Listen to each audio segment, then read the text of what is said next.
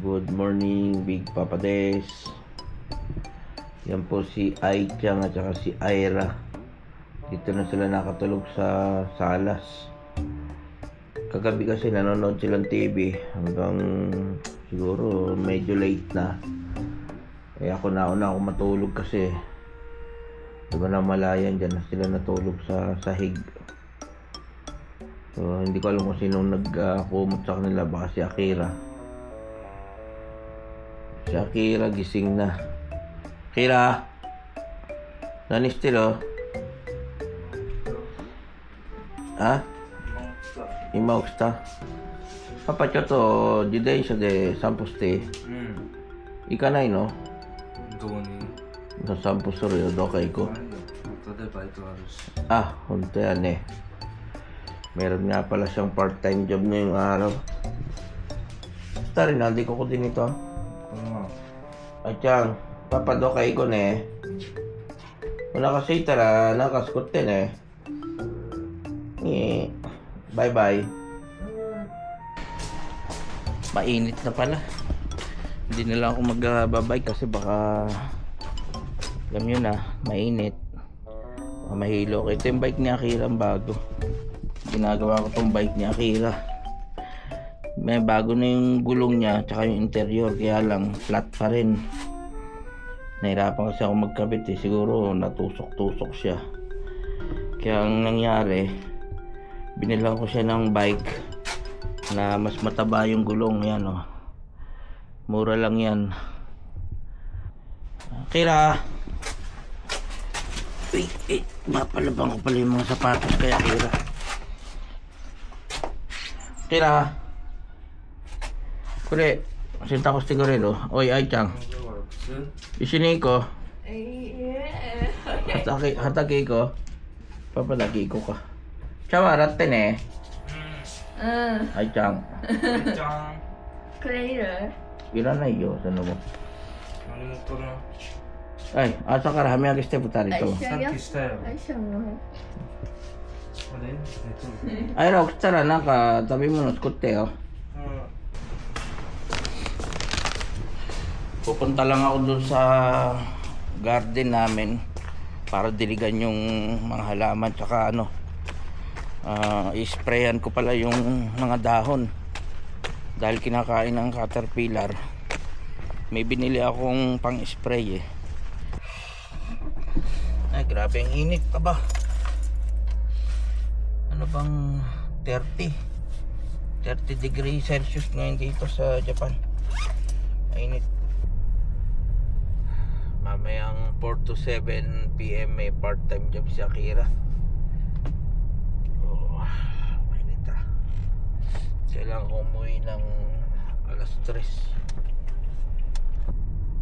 Atras.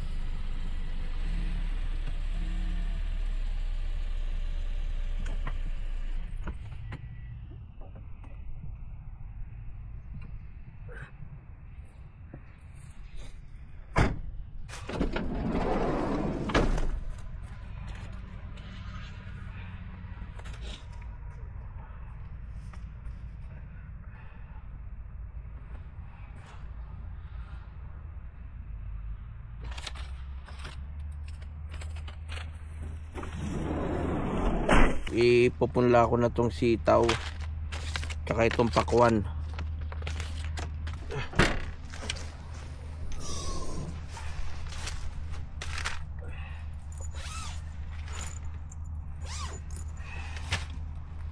Inom muna akong tubig, mainit.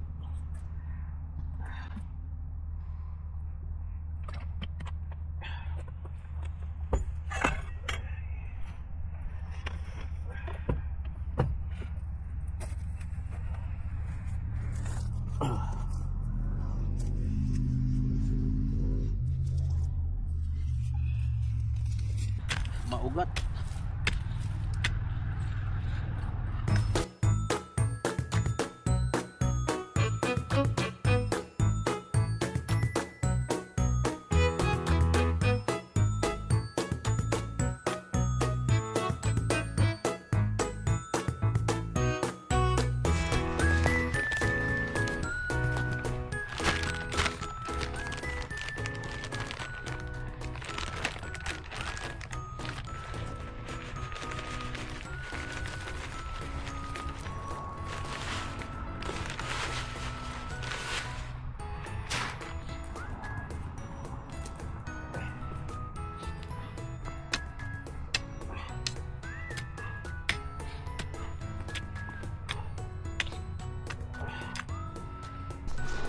Dito ako magtatanim ng pakwan, pero hindi ko muna siguro ilalagay ngayon kasi nilagyan ko ng gamot.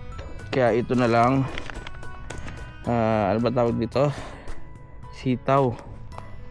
Dito ko ilalagay siya. Ay, 1, 2.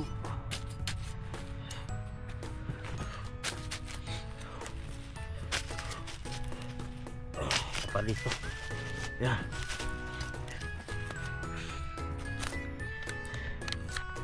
Lalagyan ko lang ng tigda 2 butil.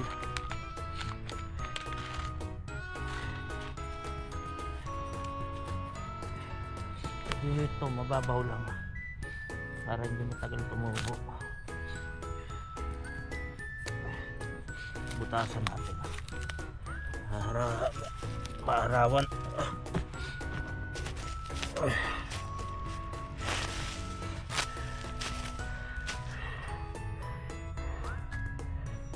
Dalawa.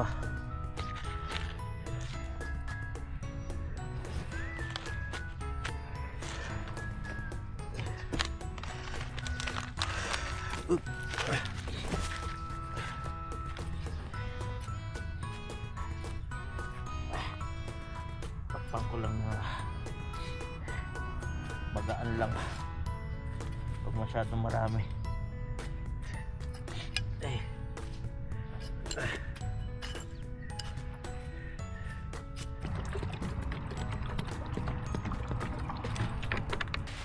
Sabi sa akin ng mga Hapon, kapag ka nagtanim ako ng buto, kailangan parating diligan hanggang sa tumubo na yung yung pinaka-usbong niya. Tapos yung isang subscriber ko, sabi naman, huwag kong didiligan sa dahon, dito lang sa puno. Ito yung mga corn.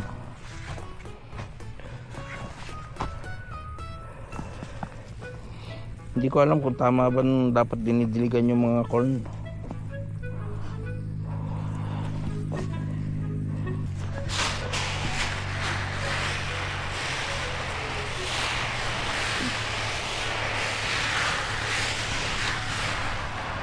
Kamatis, mayroon ng bunga oh.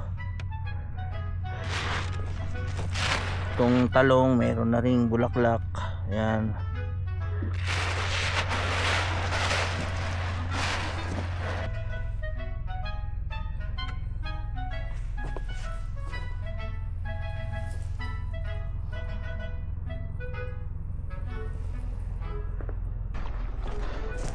Babasahin ko na rin itong may abono para humalo na yung mineral.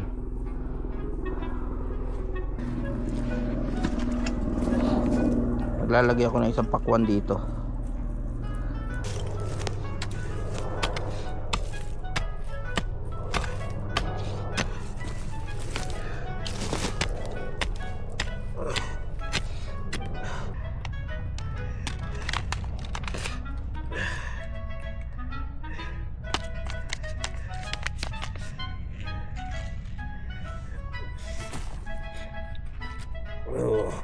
Eh.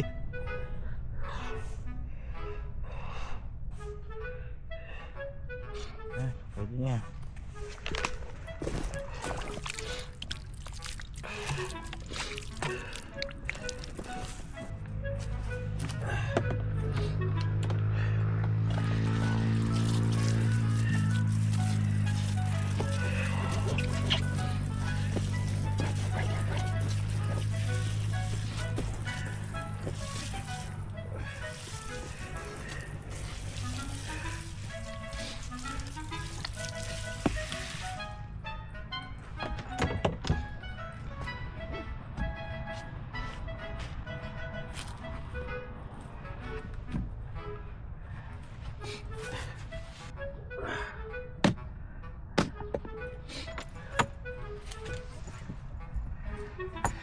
isprayan ko na po.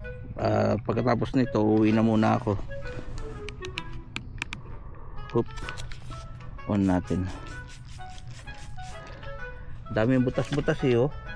Siguro mga caterpillar ang tumitira niyan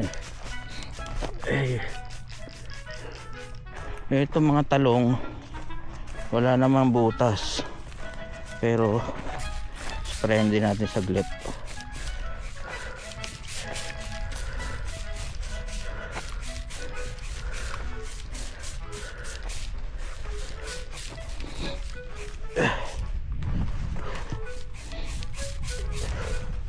Yan, okay na siguro yan.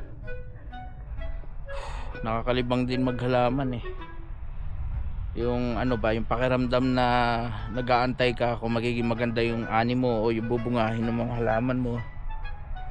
Yun ang pinaka exciting part etong mga pechay kapag lumaki na, ang binabala kong ipagluto sila Renato at Mr. Matsumoto ng ginataang pechay na may isda, siguro inihaw na saba ganon, tapos gagataan natin sa pechay. Gusto ko sana dito na lang kami magluto para mahangin, at saka wala naman tao rito, kahit na mapalakas yung boses namin ng konti okay lang.